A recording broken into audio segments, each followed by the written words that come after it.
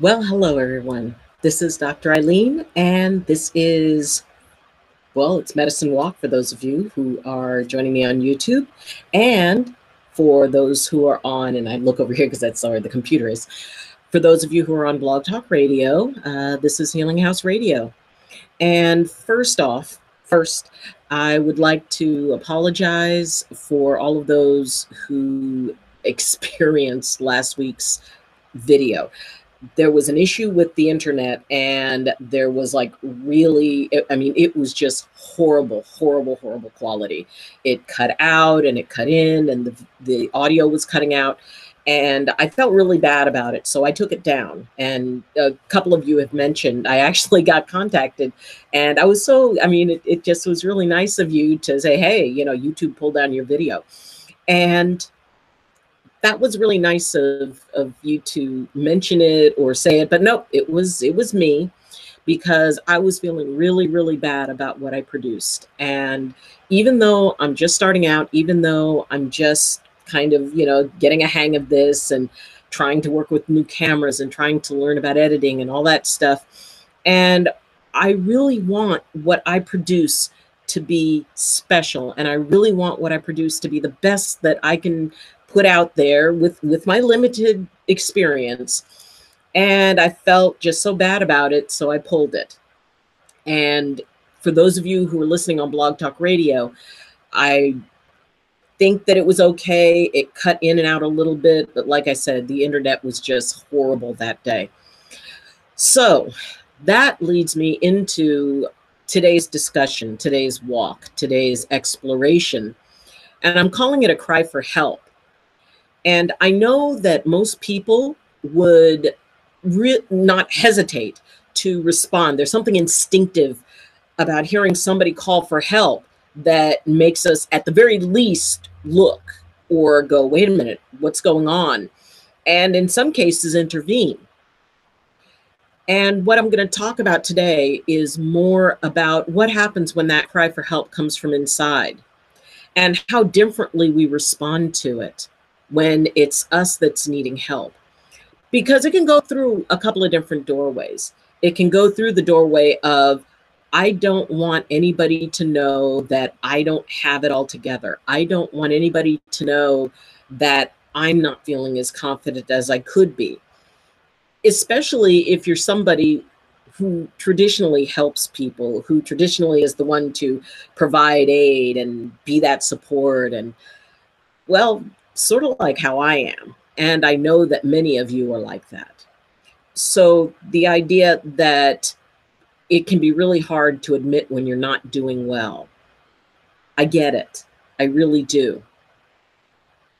So what do you do when you're not feeling as good as you could? Well, often we find a way to excuse it temporarily. Well, I'm just coming down with something. Or, well, I've got a lot on my mind and I'll be fine. And it is really, for me, when I'm not feeling okay, my gut reaction will be, I'm fine. And for those who know me, if I say I'm fine and my voice goes up, they know I'm not. So what are the clues that we have? Well, often we don't have those clues within ourselves. Usually people will notice it. And when I start hearing people asking me how I'm doing, and then if I say I'm fine, they'll kind of look at me and go, no, really, how are you doing? Or when people start telling me that I look tired, I'm sure that a lot of you notice that sometimes people will come up and say, wow, you look really tired, or ask if you're okay. If one person does it, well, maybe they're just, I don't know, noticing something. If 2 or 3 people do it, and if people stop and will tell you how concerned they are about you, accept that there's something to be concerned about, that maybe you're not acknowledging. Often we don't realize how tired we're being or how drained we appear, because we're on the inside where everything is busy and we've got to keep our focus on all these other things. And often we focus on the things that keep us distracted. And it's that effort to stay distracted that can really be an issue. It's that desire to stay 2 or 3 steps ahead of what it is that's really bothering us so that we can just keep the illusion up. Fake it till you make it. I know that that phrase can have some good stuff about it, because fake it till you make it just means if you're going to do it, go in with confidence.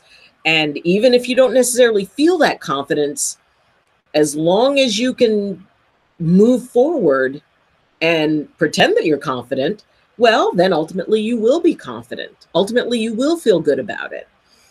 When I first started being a chiropractor and when I first started working with people, I wasn't very confident.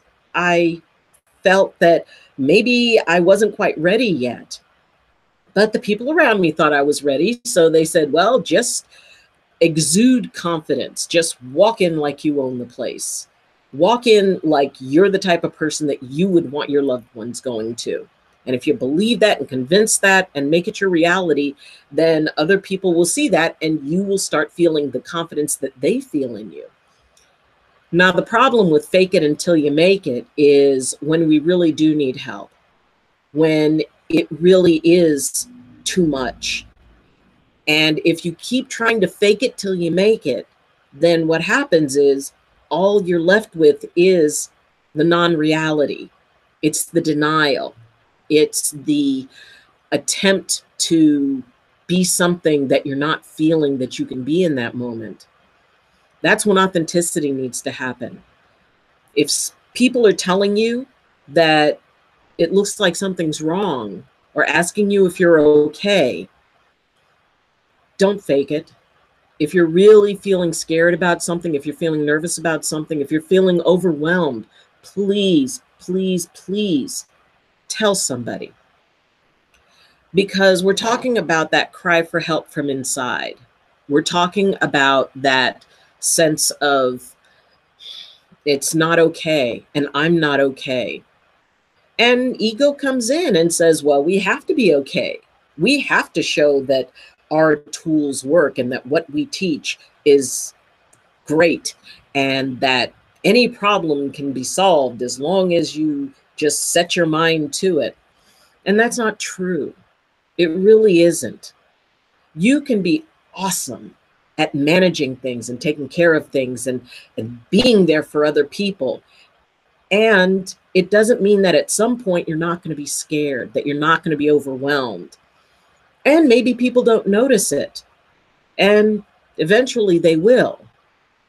And if you deny it, when that person knows that their perception of you is that there's something wrong, and if you deny it, you're making them question themselves. You're also giving the impression that it's like when somebody says, no, I know there's something wrong, and they're denying it, that takes you out of your place of integrity. It doesn't matter why you're denying it. It doesn't matter how many people you think you're protecting by giving this false mask of, I've got it under control, I've got it handled. People see that, and when they see you not admitting to when you need help, it's kind of hard to take your advice when you're saying, well, if you need help, you reach out, and then you don't. That takes the power away from the words. It takes the power away from your guidance, because ultimately it comes down to, well, they tell me to reach out, but they're not reaching out. So how good of advice can that be? And it's true. It is very true that we have to be authentic. We have to be real with ourselves, because ultimately all of it'll catch up. We can't stay ahead of it forever. And that's when that little cry of help starts happening inside of us. And the attention that we are denying it, that we're denying ourselves, well, ultimately, that is just, it just becomes so big. And the issue then is not just what we're feeling overwhelmed by, but that we're trying to maintain this false pretense. We're trying to be someone and something that we're not. And that doesn't work. And it's not a good idea to try to encourage that as an example. Remember, you're an example. And it doesn't matter whether you have people who you work with, whether you're a counselor, whether you're a minister, whether you're a doctor, whether, whatever. You need to be in your truth. You need to be authentic. And sometimes the hardest thing about being in our truth is admitting that we haven't got it all together. It's admitting that we're scared. It's admitting that we aren't what we would like to be in that moment. Now, that doesn't mean that we can't be that strong, stable, eye of the storm for everyone else. It just means that for now, for a little bit, you need to take care of you. You need to pay attention to that cry for help that's coming from inside of you, inside of your mind, inside of your spirit, because it lets other people know that, in fact, that lets people know that the tools work more than anything else. If we pretend like nothing ever bothers us and everything is fine. So I had to click something over here. But if we pretend like there's never anything wrong, how will people know that the tools work if we never seem to use them? If we let people see that we're not doing okay for a particular amount of time, then they'll go, not only, wow, they're as human as I am. I can take them down off that pedestal because they're just like me. And it also says that it happens, and here's how I apply the tools that I share. Here's how I apply what it is that I try to encourage other people to do. I can't be a hypocrite. I can't pretend like it's not, that the world doesn't come in on occasion. It does. I get overwhelmed just like everybody else, just like you. And when I do, I consider what I was taught. I mean, some of the stuff that I share, especially if you read the morning tweets, those just kind of show up when I'm taking my dog on the morning walk. And I think about what's the most important thing that at least one person needs to hear today. And especially if that one person is me. And so then I tweet in the mornings. And if you don't know about the tweets, then you can follow me on Twitter, and the link is in the description. Or you can go to the Medicine Walk with Dr. Eileen Facebook page, and you can see them posted there. So the idea is that I'm not hugely special. I mean, we're all special. You're special. You're amazing. You do what you do, and you do it well, and you probably don't receive anywhere near the amount of recognition that you should have. But I'm sure you do. I'm sure you're in there every day just facing things and doing the best you can, and helping out and trying to make a few people smile along the way while you're carrying the burdens that you carry. Well, I have burdens just like everybody else. And there are times that I allow myself to hear when people are telling me, you look tired. I'm worried about you. And then I realize that I'm not even listening to my own cry for help. That I'm so busy trying to focus on the stuff that I think needs to be done, and the things I want to do for other people, and whether or not the camera worked, and feeling really bad about not being able to have something out there every single week. I've got to post every single morning on Twitter. I've got to make sure that I post everything, every week, something on YouTube, and something that I feel is really of value. And I worry about that. I worry about what it is. Hold on. I worry about what it is that I put out there because I want it to be of value. I want to hope that this is helpful for somebody. And I don't care if it's just one person. If I do make a difference, if I do make this life journey a little bit easier to walk, I'm happy. I'm content. And that's why I want to be able to build up a community where people can support each other and people can feel empowered. And for those times when things get a little heavy or when things get scary or when things get dark, that there's a place for people to go to and they can feel better and they can feel like they're not alone. And they can feel like, hey, if that person is able to do it, then maybe I can too.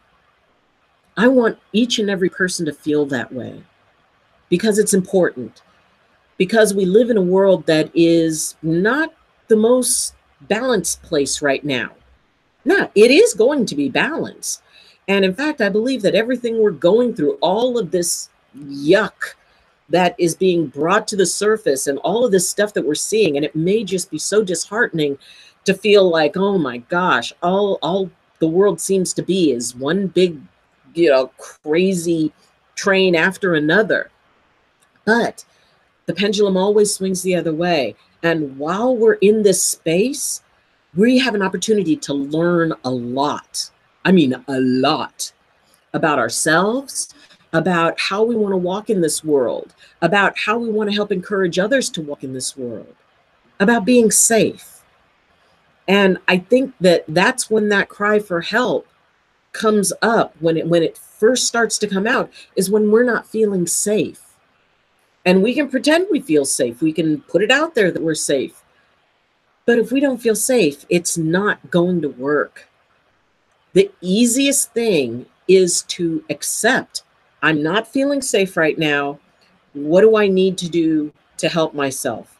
Who do I need to go to? Who can I talk to? Because sometimes a good night's sleep and maybe taking a look at your eating habits, take a look at the stress that you're under, those can be wonderful ways to decide, okay, I'm feeling level 5 out of 10, not safe, or not quite myself, or not quite where I would like to be, not quite as happy as I would like to be. If you can identify it at level 5 before it reaches level 10, that is a very good thing. Don't let it escalate. And it's amazing how sometimes the universe will find little ways to remind you, if you're willing to listen, if you're willing to notice. I got up this morning and I took my walk and it was doing my thing. And I was thinking to myself about the fact that I was going to be broadcasting today and thinking, man, maybe it's just, maybe I don't want to push this on people. Maybe I need to draw back. Maybe I need to stop. Is it really worthwhile? Is it really, maybe I need to stop until I get better at it. And so I was sort of gradually going, deeper and deeper into this place of feeling like it had to be perfect and feeling like I want to put out my best, and what I have, my best right now isn't good enough.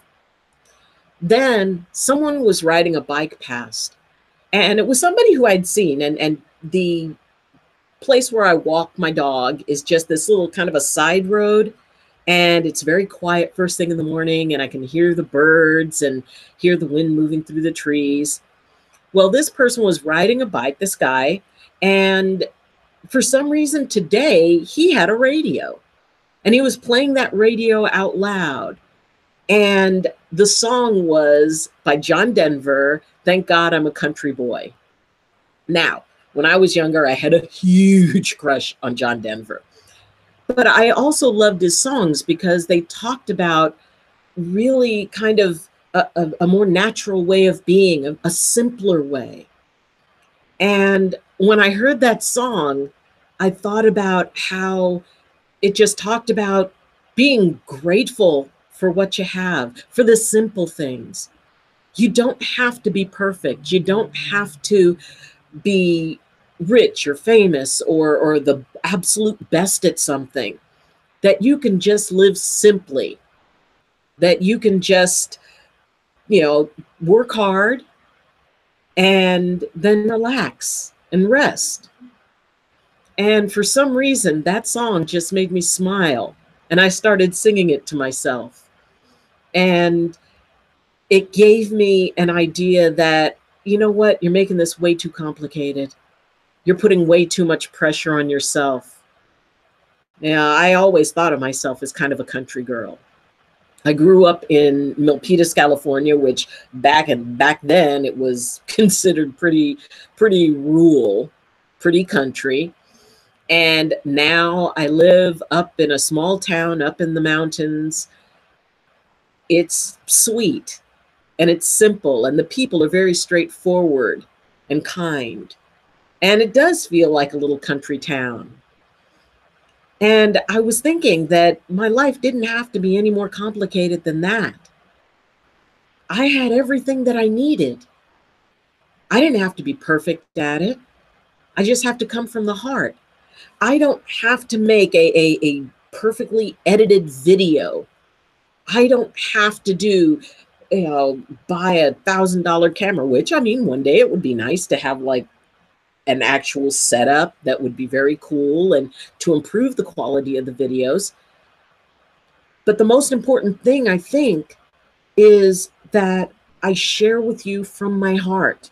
I share with you what I would want someone to share with me when I'm having a problem. That what I give you, that it's okay for it not to be visually stunning or perfect. I mean, it'll get better, and I promise I'll work on it getting better.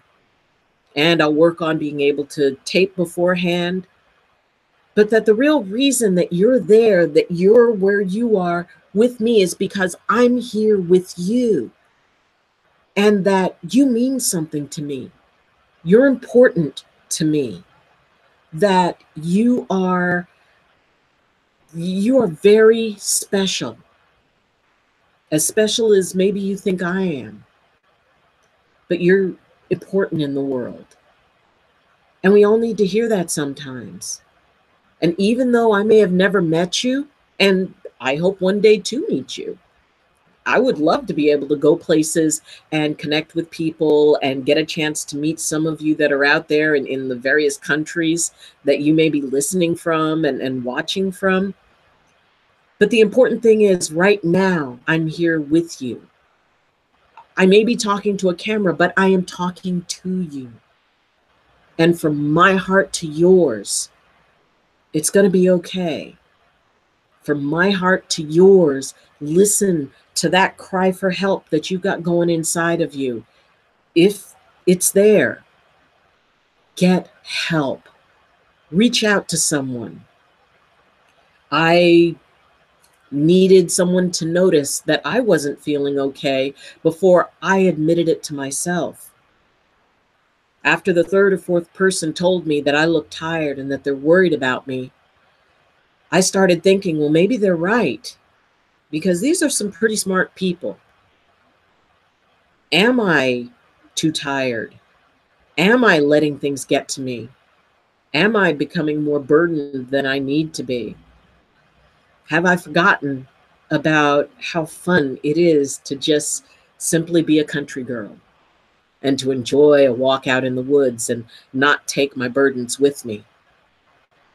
So we can both do this because we're in it together. We can be there for one another because we have to be, because we're all in this together. And if there is any one person who needs to hear that they matter and somebody cares about them, you matter. And I care about you. And we're going to get through this. You're going to get through what you're going through, and so am I.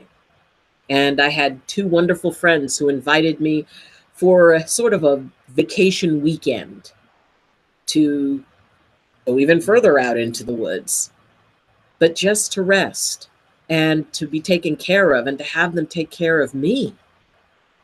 So let yourself be supported. Let yourself be taken care of.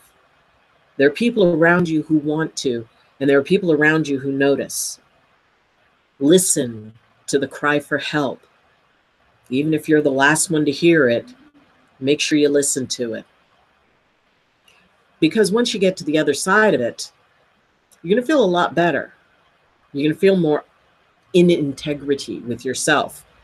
And by you going through that process, you're going to show others that they can too. So I'm listening to my cry for help now. You listen to yours. And whatever it takes, be kind to yourself. Be gentle with yourself. None of us have to be perfect. We can all just be country boys and country girls and take it easy and appreciate the sunlight and the birds and not have to be perfect. So thank you for joining me.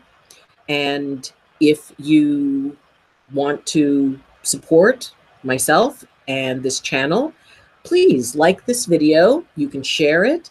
You can comment, because I do read the comments and I will be looking for it. I always look for them and I always answer them when they come up. You could also support me on Patreon if you like. The link is in the description. Otherwise, you can click subscribe and we can we can help build this community together. So until next time, I wish you balance and I wish you blessings from my heart to yours. Love you. Bye.